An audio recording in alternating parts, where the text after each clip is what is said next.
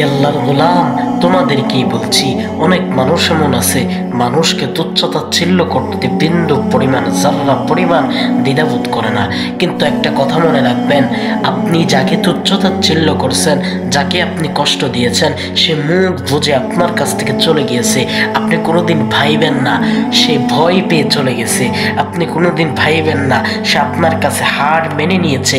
একটা কথা মনে রাখবেন, আল্লাহর গোলাম যদি যাই নামাজ বিছায় যদি আল্লাহর দরবারে বলা আরম্ভ করে, ও আল্লাহ তোমার বান্দা আমাকে তুচ্ছতাচ্ছিল্য করছে, আল্লাহ তোমার বান্দা আমাকে তুচ্ছতাচ্ছিল্য করছে, আমি গরিব দেখে আমাকে গালি দিছে, আরে এই আল্লাহর গোলাম যদি আল্লাহর দরবারে নালিশ করে, তুমি যত বড় লোক হও না কেন, যত বড় কোটিপতি হও না কেন, তোমার অবস্থা তো, তোমার জায়গা তো, তোমার পরিস্থিতি তো আল্লাহ তাআলা নরক বানায় দিতে পারে।